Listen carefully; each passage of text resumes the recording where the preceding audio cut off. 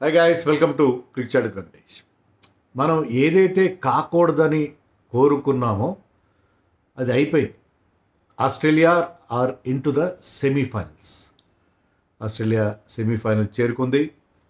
ఈ రోజున ఆఫ్ఘనిస్తాన్తో వాళ్ళకి మ్యాచ్ జరగాల్సి ఉంది, కానీ వర్షం వల్ల మ్యాచ్ రద్దయింది.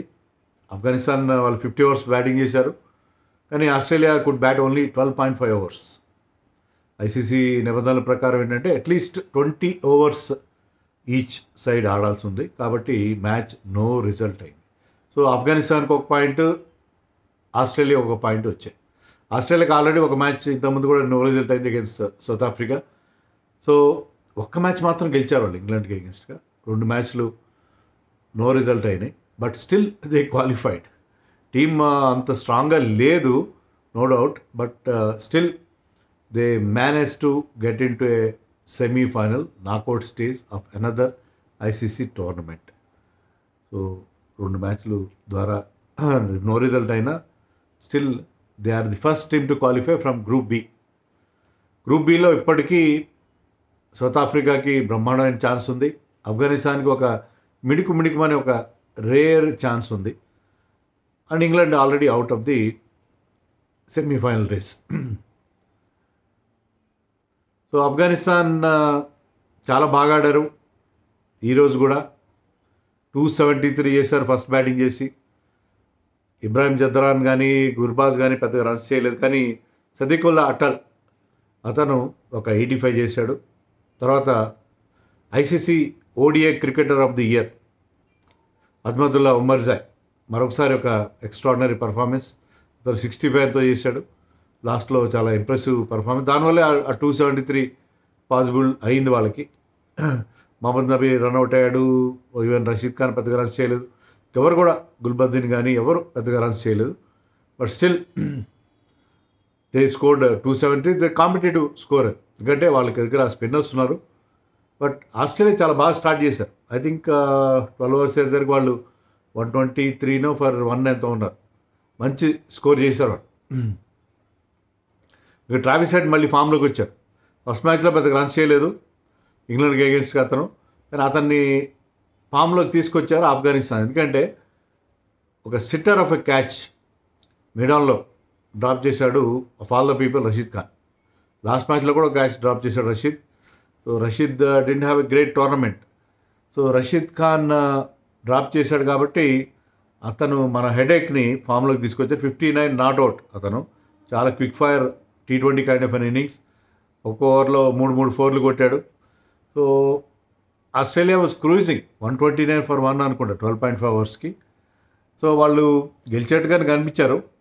కానీ ఏంటంటే ఒకటి నాకేమనిపించింది అంటే Mohammed Nabi bowled in power play, even Noor Ahmad bowled in power play. వాళ్ళు కొంచెం ట్రబుల్ ఇచ్చారు వాళ్ళకి. Mohammed Nabi with very economical, బౌండరీలు ఇవ్వలేదు. సో వాళ్ళు ఏంటంటే ఆస్ట్రేలియా కూడా చాలా తెలివిగా ఫాస్టర్ బౌలర్స్ వేస్తున్నప్పుడే రన్స్ చేసే ప్రయత్నం చేశారు. స్పిన్నర్స్ ప్రాబ్లం క్రియేట్ చేస్తారని వాళ్ళు తెలుసు. So they try to make hay well it's sunshines. So వాళ్ళు పవర్ ప్లేలో ఎక్కువ రన్స్ చేసే ప్రయత్నం చేశారు. పవర్ ప్లేలో హయ్యెస్ట్ ఎవర్ రన్స్ 90+ ఎంతో చేశారు వాళ్ళు, 93 అనుకుంటా, in champions of history. So వాళ్ళ స్ట్రాటజీ చాలా క్లియర్.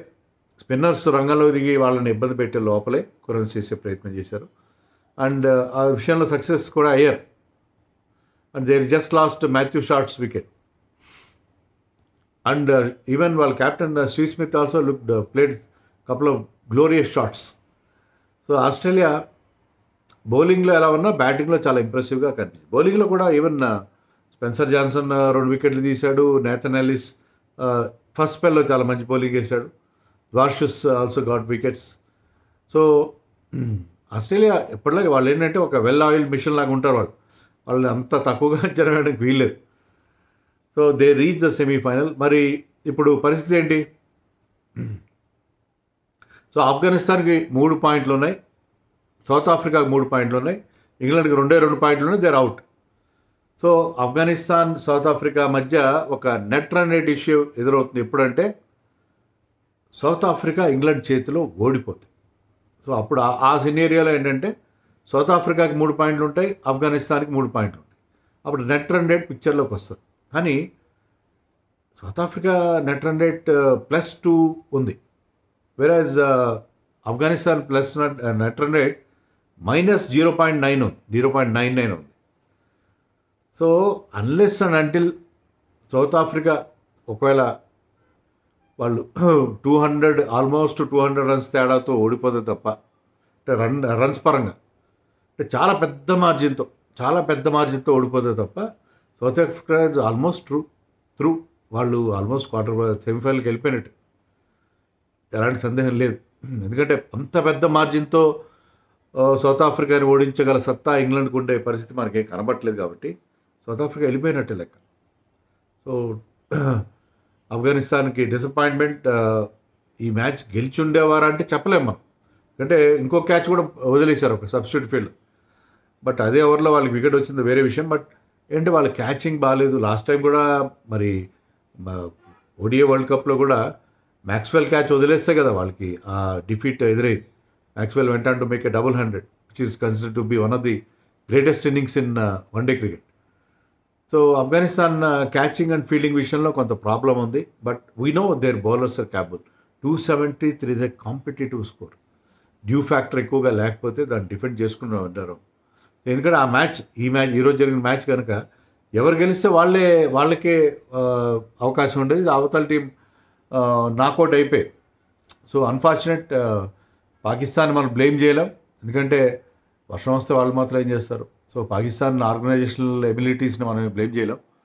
సో అకాల వర్షాలు, ఎందుకంటే ఈ టైంలో వర్షాలు పడడం ఏంటి నాకు అర్థం కాలేదు. But what ever, but still it was a huge disappointment for Afghanistan. రేపు వాళ్ళు ఎదురు చూస్తారు పెద్ద మార్జిన్తో ఇంగ్లాండ్ సౌత్ ఆఫ్రికాని ఓడిస్తుందని చెప్పి. But in all probability south Africa and Australia or through to semifinals. Australia is confirmed వాళ్ళు వెళ్ళిపోవడం. సౌత్ ఆఫ్రికా కూడా ఆల్మోస్ట్ కన్ఫర్మ్డ్గానే చెప్పుకోవాలి. మరి ఇండియా అపోనెంట్ ఎవరవుతారు అది మనం చెప్పలేం కదా. ఇండియా నెంబర్ 1 అవుతుందా, నెంబర్ 2 అవుతుందా అనేది ఆదివారం నాటి మ్యాచ్ని బట్టి తెలుస్తుంది. నా దృష్టిలో సౌత్ ఆఫ్రికా వాళ్ళు ఓడిస్తారు ఇంగ్లాండ్ని. So they will be the topper of group B. మనం టాపర్ ఆఫ్ గ్రూప్ బి ఏ అవుతే బై బీటింగ్ న్యూజిలాండ్ మనం ఆస్ట్రేలియాని ఫేస్ చేస్తాం. అది బెటర్ అనుకుంటున్నాను. ఆస్ట్రేలియాని ఫైనల్లో ఫేస్ చేయడం కంటే కూడా ఆస్ట్రేలియాని సెమీఫైనల్లో ఫేస్ చేస్తే మనకి తక్కువ ప్రెషర్ ఉంటుంది. ఆస్ట్రేలియాని మనం ఓడించే అవకాశం ఉంటుందని ఎక్స్పెక్ట్ చేస్తున్నాను. అలా కాకుండా మరి ఆస్ట్రేలియా సౌత్ ఆఫ్రికా సెమీఫైనల్ ఆడితే న్యూజిలాండ్ గెలవచ్చు కదా. ఆస్ట్రేలియాని మనం నాకౌట్ స్టేజ్లో ఎలిమినేట్ చేయలేకపోయినా కనీసం సెమీఫైనల్లో ఓడించే అవకాశం ఉంటుందా చెప్పలేం. ఒకసారి వాళ్ళు నాకౌట్కి వెళ్తే వాళ్ళని ఆపడం చాలా కష్టం. సో న్యూజిలాండ్ ఆపగలిగే సత్తా ఉంటుందని నేను అనుకోను. ఇండియాకి అవకాశం ఉంటుంది. ఇండియా కనుక బాగా ఆడగలిగితే సెమీఫైనల్లో ఓడిస్తే అవకాశం ఉంటుంది.